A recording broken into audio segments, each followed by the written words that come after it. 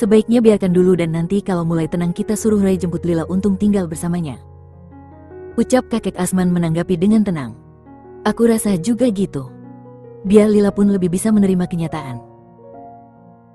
Kasihan gadis malang itu, ucap Papa Malik. Tapi, Dini ngerasa Kak Lila lebih cantik dari Hani deh. Udah begitu sepertinya dia bukan gadis yang lemah, ucap Dini anak kedua Tuan Malik. Keesokan harinya Lila sudah siap dengan seragam putih dan hijab putih kebanggaannya. Assalamualaikum semua. Salam Lila pada semua yang ada di meja makan. Waalaikumsalam, balas semuanya kompak. Kamu mau mulai kerja nak? Tanya ayah Danu yang melihat Lila dengan memakai seragam perawatnya. Iya ya. Kan Lila cuma izin 2 hari. Ucap Lila dengan menyendokkan nasi ke piringnya. Ya. Bun. Nanti siang aku sama Mas Niko harus balik lagi ke Surabaya. Ucap Nadia tiba-tiba. Loh. Kenapa bukannya kamu mau di sini dulu sementara? Tanya Bunda Maya pada anak sulungnya. Mas Niko mendadak dapat proyek baru Bun, jawab Nadia. Iya Bun. Ya. Maaf kalau Niko harus bilang ini sama kalian, ucap Niko tak enak hati dengan mertuanya. Nggak apa-apa. Mau gimana lagi? Yang penting kalian rukun dan baik-baik saja. Ucap ayah Danu. Han. Kamu kenapa? Tanya Bunda Maya penasaran karena melihat Hani banyak melamun. Nggak apa-apa kok Bun. Hani baik-baik saja. Ucap Hani dengan sedikit gugup. Han. Jangan khawatir aku ada buat kamu. Dan kita semua sedih kalau kamu sedih. Jangan dipikirin. Nanti setelah Galang balik dari seminar aku akan bantu ngomong sama dia. Seenaknya saja dia buat kamu begini. Masih santai gitu dia berkeliaran di luar sana, ujar Lila dengan kesal. Lah, maafin aku. Karena aku kamu. SSSTTT. Ini keputusan aku bukan salah kamu. Udah jangan dipikirin aku baik-baik saja, ucap Lila memeluk tubuh Hani. Semua yang melihatnya penuh rasa haru dengan pengorbanan Lila dan kesabaran Lila.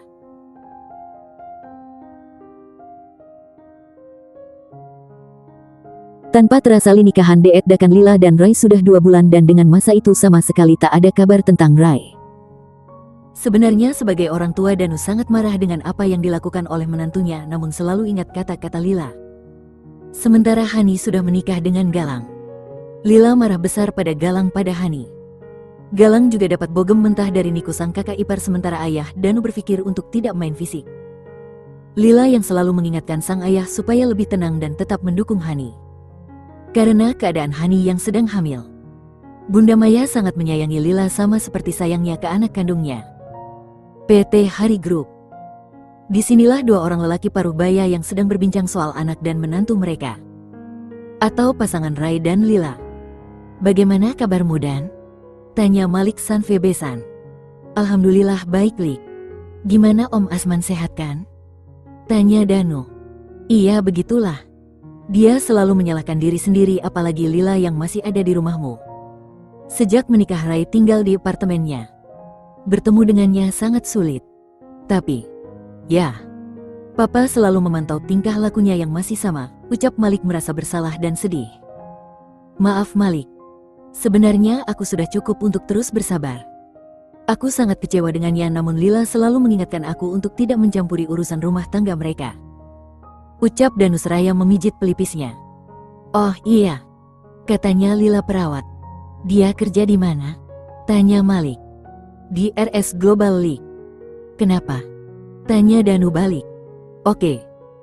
Nggak apa-apa cuma aku dengar RS itu sangat maju dan juga bisa buat perantara kita untuk mempertemukan Rai dan Lila, ucap Malik dengan senyuman yang penuh arti. Kamu yakin kalau Rai mau memegang kendali RS itu kalau seandainya kamu membeli saham global? Tanya Danu tampak ragu. Doakan saja semoga mereka bisa saling menerima pernikahan ini. Ucap Malik. Dan benar saja setelah kedatangannya ke tempat Danu sahabatnya Malik melancarkan aksinya. Papa Malik memang mempunyai perusahaan sendiri di bidang retail dan sekarang dia mulai merambah ke bidang kesehatan. Hah? Papa beli saham RS Global? Yang benar saja. Rai yang menerima berita itu dari Mike tak habis pikir dengan sang papa. Padahal usahanya pun kadang di backup Rai saat sang papa kewalahan. Mungkin Om Malik punya alasan untuk itu, ucap Mike. Alasan apa coba? Ada-ada saja papa. Kerjaannya aja kadang kita backup, sekarang nambah kesibukan lagi.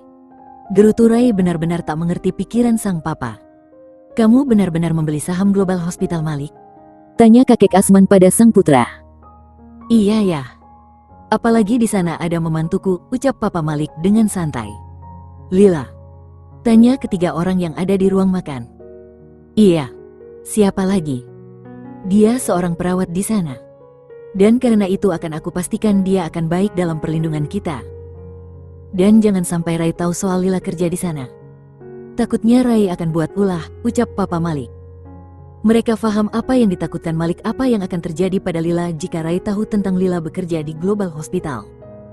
Global Hospital? Kalian tahu nggak kalau rumah sakit ini sudah dibeli, ucap salah satu suster yang sedang menikmati hidangan makan siang bersama Lila.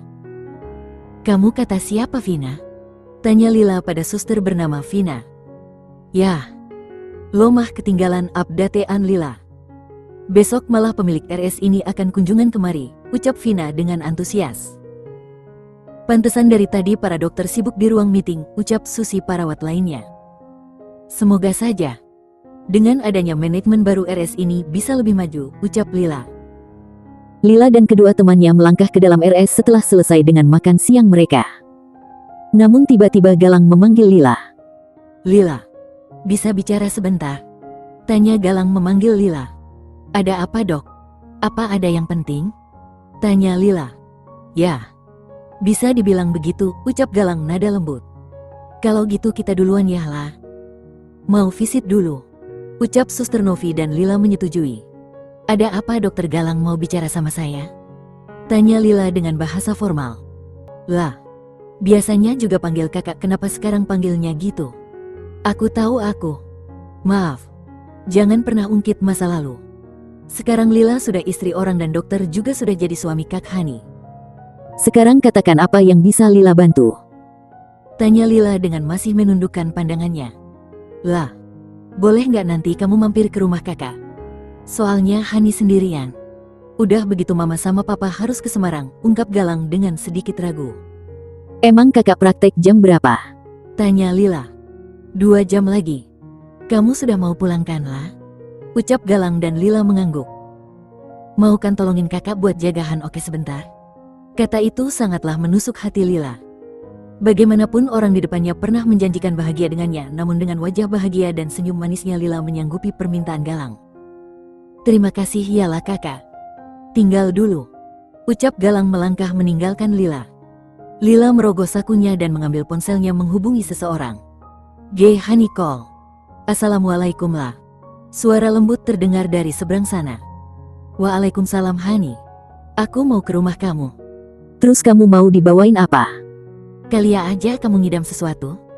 Tanya Lila pada Hani. Aku nggak pengen apa-apalah. Pengen ketemu kamu aja. Jawab Hani dengan suara yang sedikit terdengar seperti orang yang menahan tangis. Han, kamu baik-baik saja kan? Tanya Lila khawatir dengan saudara itu. Aku baik-baik saja lah. Ucap Hani singkat. Oke, aku meluncur ke sana ya. Kamu share log alamat kamu. Ucap Lila setelah mendapat jawaban dari Hani. Lila segera menyelesaikan pekerjaannya dan bergegas pulang menuju rumah Hani. Lila ke rumah Hani. Menggunakan ojol dan dia turun di sebuah rumah yang terbilang besar namun lebih besar, rumah keluarga hartawan. Sudah sampai Mbak, ucap tukang ojek online yang mengantar Lila. Oh iya bang, makasih ya. Ucap Lila dan urun melangkah ke depan rumah yang asri itu. Bu, maaf numpang tanya, apa benar itu rumah Dokter Galang? Tanya Lila pada ibu-ibu yang kebetulan sedang sibuk rumpi di dekat rumah besar itu. Iya bener Mbak. Mau bertamu? Nyari Dokter Galang? Wah, kayaknya masih praktek. Paling ada istrinya aja. Nggak pernah keluar rumah sih Mbak. Mungkin. Hus, jangan sembarangan ngomong. Nanti takutnya medengeran Bu Retno. Ucap seorang ibu menghentikan omongan salah satu ibu-ibu lainnya. Maaf Bu, mengganggu. Saya permisi, ucap Lila melangkah masuk ke pekarangan rumah keluarga Galang. Tok tok tok tok. Celek. Lila, kamu datang. Ucap Hani seraya melongok kanan kiri. Han, are you okay? Tanya Lila melihat gelagat Hani yang mencurigakan. I'm okay lah. Aku kangen sama kamu. Ucap Hani memeluk saudara plus sahabatnya. Aku juga. Tapi, emang aku gak boleh masuk apa? Ucap Lila dengan mencebikkan bibirnya. Iya maaf. Yuk masuk. Hani menggandeng tangan sang sahabat masuk ke dalam rumah dan segera mempersilahkan Lila duduk. Kamu itu lucu kayak nerima tamu gitu. Nggak usah repot-repot Han. Aku bawa cheesecake kesukaan kita. Ucap Lila memamerkan kantong yang dia bawa. Wah, kamu tahu aja. Aku pengen makan tau lah. Ujar Hani. Namun kata-kata Hani membuat Lila curiga. Pengen makan? Nggak mungkin kan Hani belum makan. Lila melangkah menuju di mana Hani berada, yaitu di dapur. Lila dengan pandangan yang menelisik terlihat dapur yang rapi. Lila membuka tudung saji dan tak ada apapun di sana. Membuka Magicom, ternyata tak ada sebutir nasi pun di sana. Hani, jujur sama aku, kamu belum makan? Bukannya di rumah ini ada orang yang biasa masak? Tanya Lila dengan bahasa yang sedikit ketus. Aku nggak bisa masak kan lah. Jadi, ucap Hani yang sudah menangis pilu. Astaga Hani, kamu kalau nggak bisa masak kau bisa pesen online. Memang dokter Galang nggak ngasih kamu uang? Terus kamu juga biarin anak kamu kelaparan. Astaga keterlaluan keluarga mereka.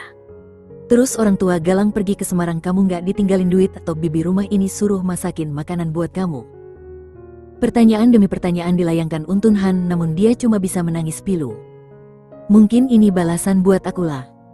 Nyakitin kamu. Dan membuat malu keluarga kita. Ungkap Hani dengan masih menangis. Nggak ada hubungannya Han. Aku sudah ikhlas, semuanya takdir Allah yang harus kita jalani. Ucap Lila memandang sedih saudaranya. Lila beranjak dari tempat duduknya dan melangkah ke arah kulkas. Dan dilihatnya kulkas tampak penuh. Mungkin mereka berpikir sudah menyiapkan kebutuhan Hani, tinggal Hani yang mengolahnya. Sudah, sekarang jangan sedih. Kita masak bareng yuk. Ujar Lila mencoba menghibur Hani. Kamu kan tahu aku nggak bisa masak lah. Ucap Hani dengan wajah sedihnya. Ya, setidaknya kamu bisa masak nasi. Terus nanti kamu bisa beli lauk matang Hani. Ucap Lila membuat Hani sedikit tersenyum. Lila dengan sabar mengajari Hani tentang soal masak nasi dan Lila juga membuat stok sambal buat Hani. Dan memasak makanan yang Hani inginkan sekarang. Setelah 1 jam berkutat dengan peralatan masaknya, mereka selesai dengan berbagai macam hidangan. Hani dan Lila menikmati makanan mereka sampai tandas. Dan mereka juga bercanda dan saling bercerita tentang pernikahan mereka. Lah, jangan sampai ayah sama bunda tahu ya. Aku takut ayah akan bertindak lebih kejam dari kemarin, ucap Hani memohon pada Lila. Iya. Cuma e-banking kamu masih ada kan? Tanya Lila dan Hani pun mengangguk. Tak lama terdengar suara notif dan Hani melebarkan matanya dan tak percaya Lila dengan mudahnya mengirim uang untuk Hani. Lah, ini. Anggap saja itu buat ponakan aku. Dan aku minta kamu jangan halangi aku menghajar suami kamu yang salah kaprah akan baktinya itu. Hani tahu jika Lila sudah mulai naik pitam gak akan bisa dicegah. Hani pun mengiyakan karena hanya Lila yang bisa membantunya saat ini. Lila dengan setia menemani Hani dan juga membuat brownies kesukaan Hani. Untuk jaga-jaga kalau dia nanti lapar. Saat sedang asik menikmati brownies yang baru matang, ternyata Galang pulang. Assalamualaikum. Salam Galang melangkah masuk ke rumah. Waalaikumsalam, jawab Lila juga Hani. Lila, kamu masih di sini? Tanya Galang merasa kaget dengan keberadaan Lila yang masih di rumahnya. Kenapa kak? Kaget. Kan tadi kakak yang nyuruh aku kesini ketemu Hani. Maksudnya apa coba? Mendingan kakak jujur kalau kakak nggak sanggup buat Hani bahagia atau setidaknya dapat apa yang harusnya dia dapatkan dari kakak. Biar dia pulang ke rumah ayah daripada di sini disiksa batinnya. Ucapan Lila sontak membuat Galang kelimpungan. Maksud kamu apa Lila? Aku. Galang. Ada apa ini? Kenapa ribut-ribut? Suara kalian terdengar sampai depan rumah. Ucap seorang wanita yang ternyata Lila ketahui mama dari Galang. Jadi begini keluarga terhormat Dokter Galang yang terhormat. Yang perlu tante tahu, pernikahan mereka bukan karena Hani menggoda anak tante, tapi anak tante yang brengsek Asteriska ini sudah memaksa kakak saya. Dan perlu Kak Galang tahu, Lila sangat kecewa sama kakak. Dulu kakak pernah obrol janji sama Lila, tapi apa? Kakak malah membuat saudaraku jatuh ke kubangan lumpur yang kakak ciptakan, ungkap Lila dengan lantang. Sedangkan Hani hanya bisa menangis. Karena dari awal dia menikah dengan Galang. Sikap Galang sangat dingin dan juga selalu mementingkan sang ibu. Semua keuangan Galang sang ibulah yang mengatur. Kamu jangan sembarangan ya. Anak saya sudah bertanggung jawab atas anak yang Hani kandung, ucap ibu Galang tak mau kalah. Sekarang kalian sebagai orang tua bayangkan jika anak kalian ada di posisi kakak saya. Apa yang akan kalian lakukan? Dan tante adalah seorang ibu. Apa pantas jika Anda membiarkan menantu Anda yang mengandung cucu Anda kelaparan? Di mana hati nurani tante? Kalau kalian gak bisa bersikap baik pada kakak saya, lebih baik saya akan bawa pulang. Kami masih sanggup untuk merawat anak yang ada di dalam kandungan kakak saya, ungkap Lila dengan tak merasa gentar. Kamu itu gak tahu apa-apa. Saya sudah memberikan stok bahan makanan di kulkas. Terus ada bibi yang masakin dia. Di mana salahnya? Tanya Mama Galang. Sekarang saya mau tanya, nafkah lahir batin kakak saya diberikan gak? Enggak kan? Uang Galang juga tante yang atur. Terus apa gunanya kakak saya di sini? Dia bukan patung Kak. Dia istri. Ucap Lila memandang nyalang pada Galang. Aku tahu aku salah lah. Tapi jangan pernah kamu bawa Hani pulang, itu akan. Apa? Kakak takut sama ayah? Kalau kakak nggak berbuat semestinya, biar Hani tetap di rumah ayah. Kakak bisa kesana sendiri, terus pikirkan untuk rumah tangga kalian. Jangan seenaknya saja. Dia itu butuh kasih sayang, apalagi dia sedang hamil. Kakak tahu kan resikonya. Anda dokter yang hebat. Jadi jangan cuma teori yang Anda hafal, tapi praktik kerja nyatalah yang paling benar. Ucap Lila dan tetap kekeh dengan pendiriannya. Dan mengajak Hani keluar dari rumah Galang. Jika ingin mengambil Hani kembali, syaratnya Galang harus bisa mengambil sikap untuk ibunya dan pergi dari rumah itu. Hani hanya bisa menangis, tak bisa melawan keputusan Lila, sedang Galang tak bisa menahan Hani karena Lila membawanya dan sang ibu yang menghalangi Galang mencegah Lila membawa Hani. 1 jam mereka sampai di rumah kediaman keluarga hartawan. Hani tetap ikut apa kata Lila karena dia sudah lelah dengan kehidupan di rumah Galang. Assalamualaikum, Ayah, Bunda, seru Lila memanggil kedua orang tuanya. Waalaikumsalam. Kamu kenapa Lila? Hani, kamu. Ada apa ini Lila? Ayo. Hani ya. Bunda Maya kaget melihat Hani ada di rumah dan seperti dalam kacau. Ada apa sih Bun, teriak-teriak? Tanya Danu melangkah menuju sang istri. Ini, Hani ya. Ucap Bunda Maya. Hani, kamu kenapa nak? Lila, bisa jelaskan apa yang terjadi sama kakak kamu? Tanya ayah Danu menatap anaknya. Aku ambil minum dulu kali ya.